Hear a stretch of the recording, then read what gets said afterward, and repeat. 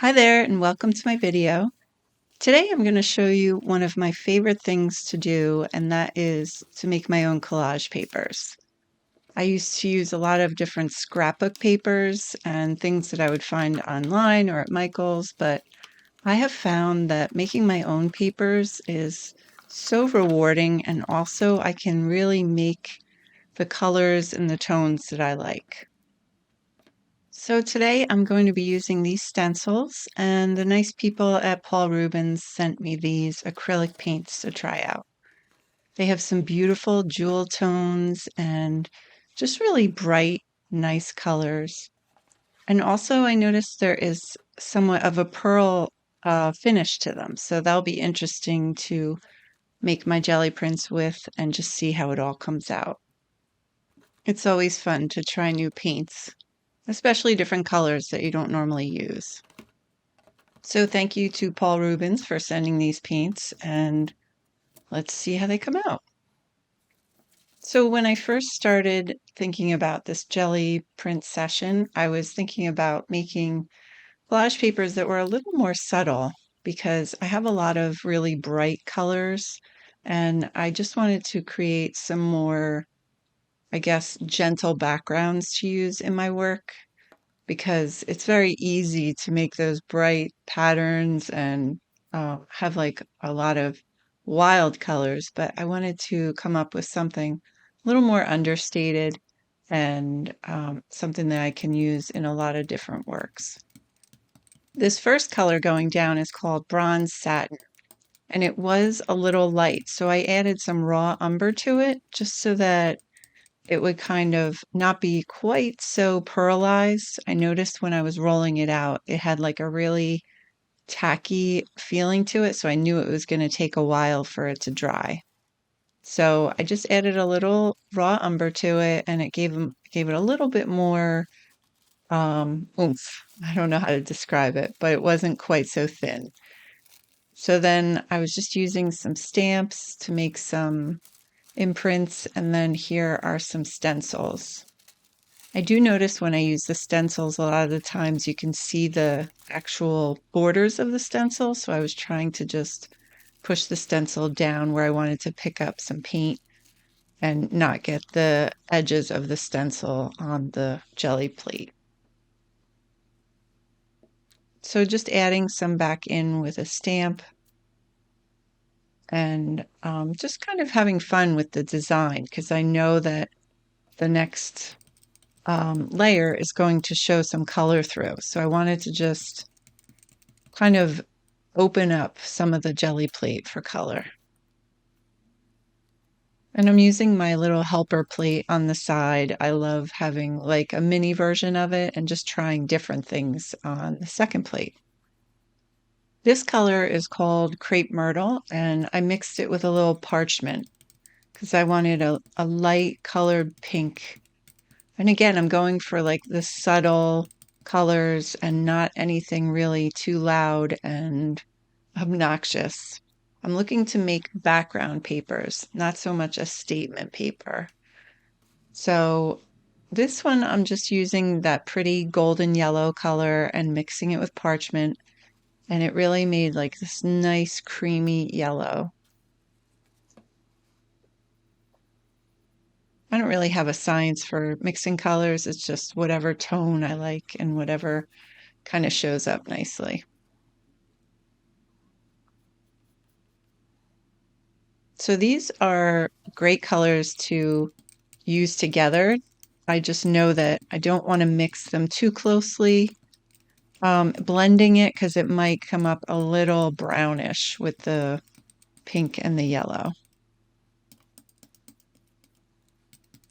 So I'm just adding a little bit more of the yellow, very light, nothing too heavy-handed because I don't want it to be really dark.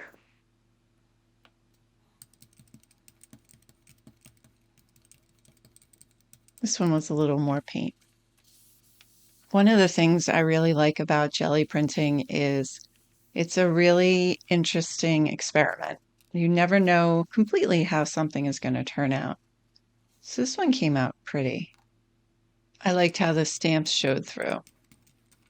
So for this other print, I'm just putting a thin layer of parchment on top because it won't really interfere with the colors of the print.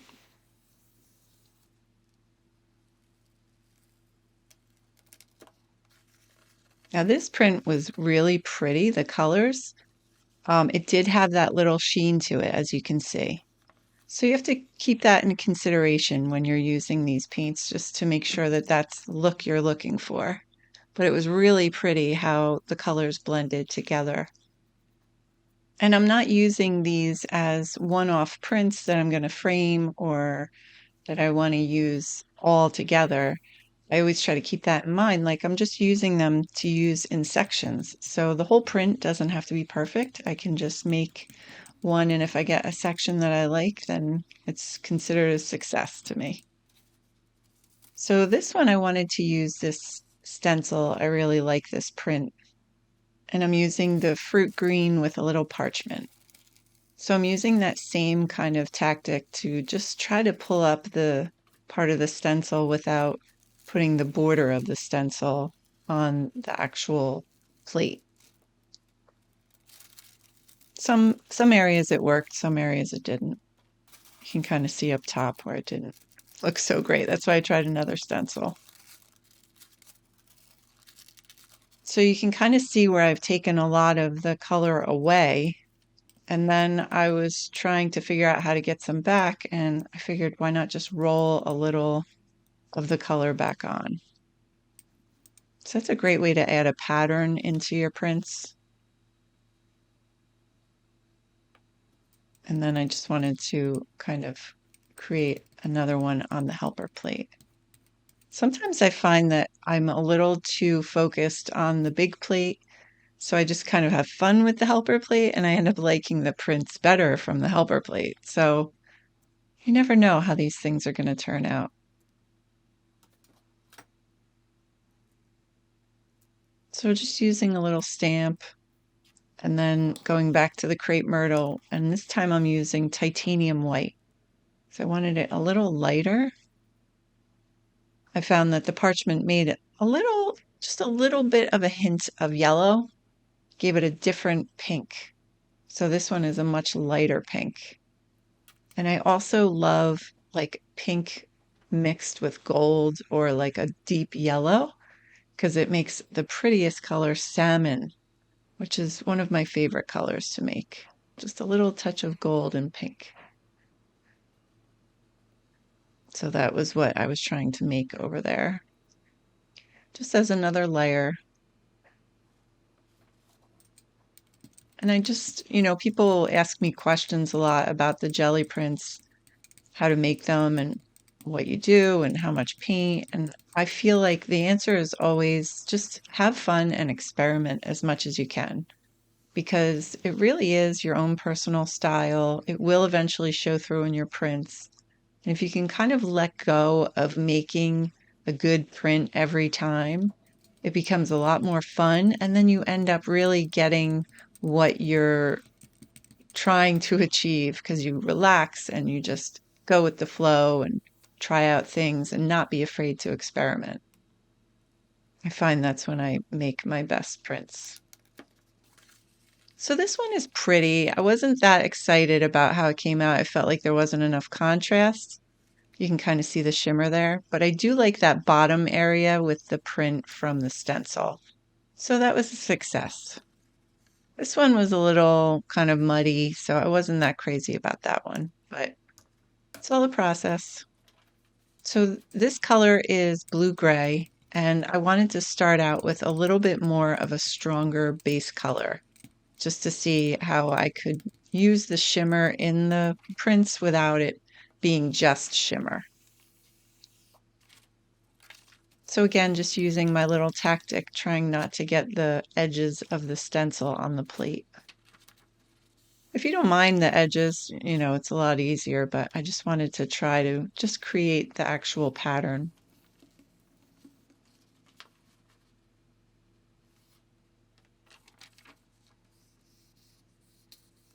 I know jelly printing can kind of be mind numbing sometimes because you really have to think ahead, like what do you want showing through and what do you want to be on the top of the print and what do you want to kind of blend into the background.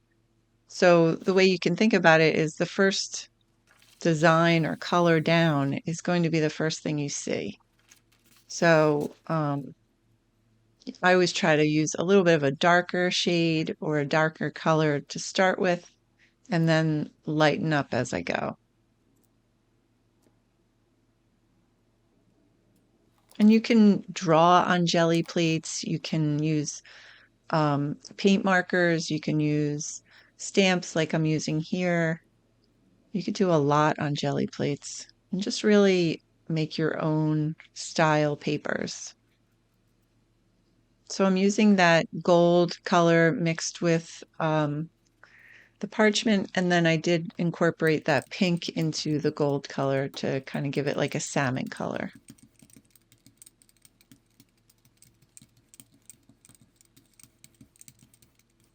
And just trying to stick with my more subtle theme.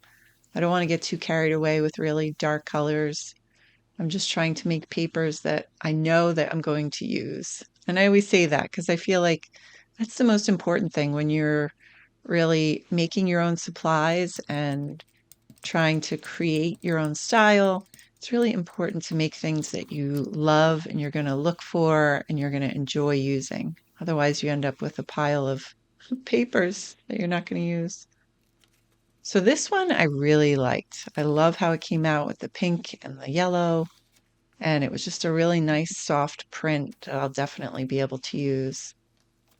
This one, I didn't love that rose color, and I kind of knew it when I was mixing it, but I'm glad I at least tried it. This color is called green gray, and it's another nice foundational color that I like to start prints with. It's just dark enough that you can see the contrast with different colors, but not too dark where it overtakes the piece. So just using some stencils and trying out some different shapes. I use a lot of different shapes in my work, so I know that these stencils create a great background. And it's also a great way to start any kind of mixed media work is with these collage papers. It kind of gets you started without worrying too much about the blank page. And if you haven't seen my collage papers book yet, I'll put a link to it right up here. They're all prints that I made on my jelly plate. So I'm back to mixing a little more gold and the white. It just seems like a great foundational color for this session. I really like the calmness of it and just kind of peaceful softness that it's giving each of the prints. So I'm just kind of softening it up so it's not quite so sitting on the plate. I know sometimes in the prints it can really look like it's been stamped on, which I didn't want that effect. Here's the fruit green again with just a little parchment. I found that mixing the kind of opalescent pearl colors with regular colors really gave a good balance to giving it a little more grit, and then also it kind of toned down the pearl color a little bit. Some people love that, and that's great if that's your thing. I find that when it's a little too pearlized, it takes away of the balance of the work in my backgrounds, but that's just a matter of preference. I do love the different colors, though. They had some really beautiful jewel tones. So just making some extra papers with all these. I use deli paper a lot. That's what I just used. And this came out really pretty, really nice, subtle tones, like just an easy looking print. So the way I'm going to take this off, I didn't want to add more color. I'm just using the satin medium because the satin medium is actually paint without the color. So you can use this as a vehicle to pull up jelly prints. Just a fun little tip for those of you. If you don't want to add more color, you could just use a little medium and it'll pull it up. So here are all the prints that I made. These are the ones that I'll use as background papers. And then here are some extra little pieces of collateral that I made in the meantime, just pulling up some of the stencil work. So that really, it's kind of like double duty. And this print was what I used for the brayer and some of the stamp runoff, so that kind of came out cool. And here is the last pull. Thanks so much for being here today. If you enjoyed this video, here is another one just like it, and I hope to see you again soon.